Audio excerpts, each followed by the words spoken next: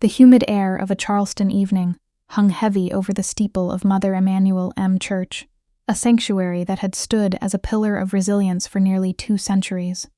On June 17, 2015, the usual sounds of the city were replaced by the quiet murmur of a small Bible study group gathering in the basement, seeking peace and spiritual guidance. Among them sat a young stranger, a 21-year-old man, who had been welcomed into their circle with open arms, despite the darkness he carried within. For over an hour he sat in silence, listening to their prayers and discussions, before reaching into his fanny pack to unleash a storm of violence that would shatter the heart of the community and reverberate across the entire nation.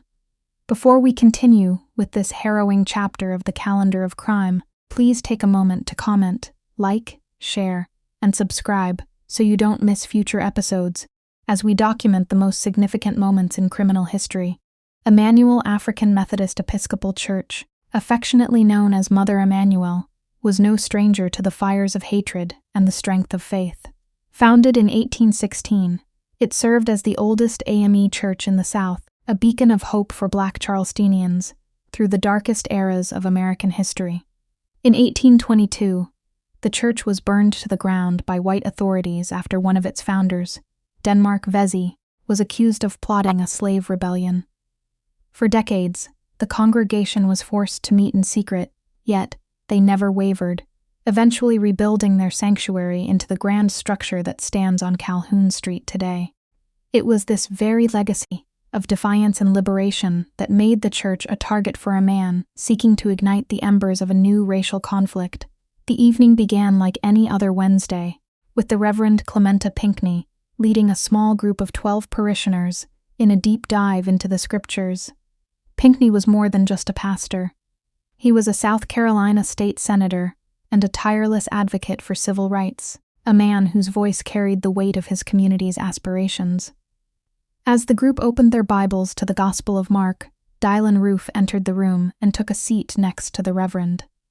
The worshippers, practicing the radical hospitality their faith demanded, did not question his presence, even when he began to disagree with their interpretations of the text. They saw a young man in need of guidance, never suspecting that he had spent months planning the massacre of everyone in that room.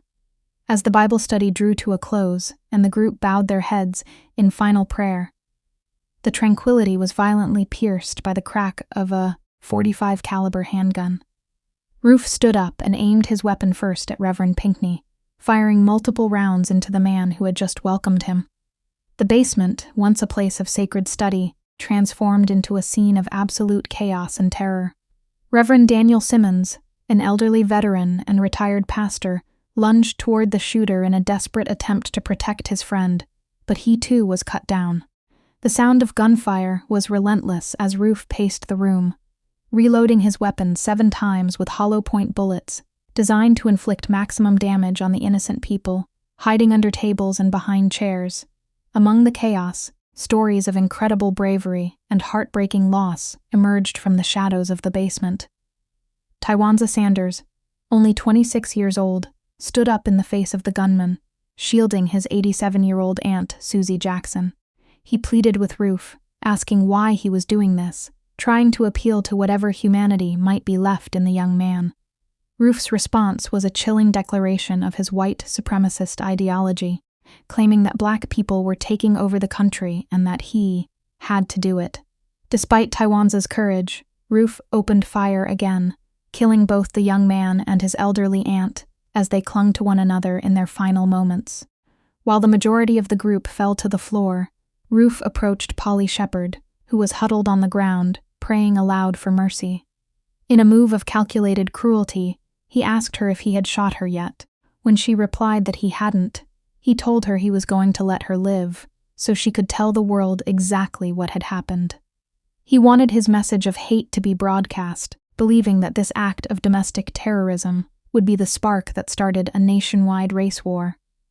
Meanwhile, Felicia Sanders and her 5-year-old granddaughter survived by lying perfectly still in a pool of blood, pretending to be dead as the gunman stepped over them to make his escape.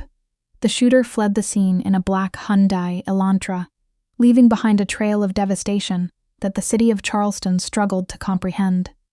Within hours, the FBI and local police had identified Roof through surveillance footage, launching a massive manhunt that spanned 2 states. He was eventually apprehended the following morning in Shelby, North Carolina, after a motorist recognized his car and alerted authorities.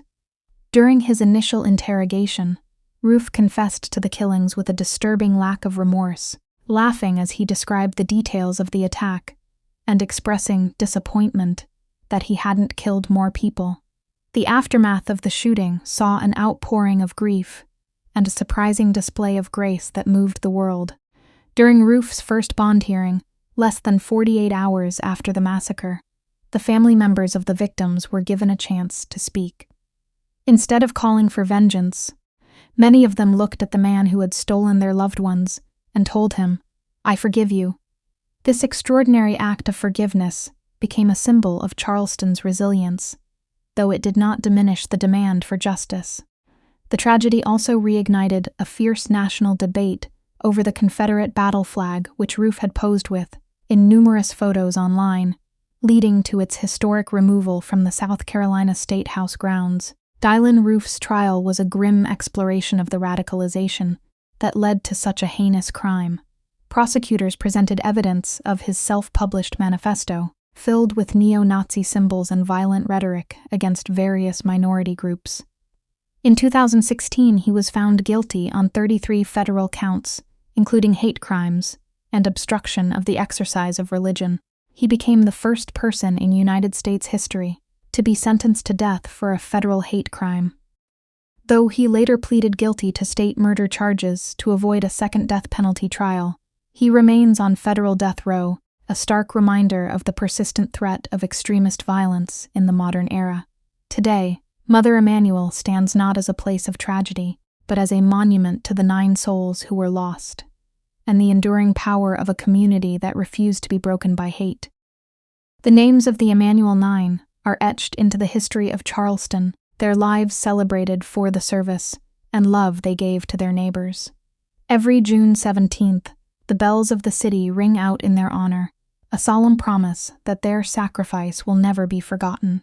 The calendar of crime reminds us that while darkness can enter even the most sacred spaces, the light of those who stand for justice and compassion will always shine brighter in the end.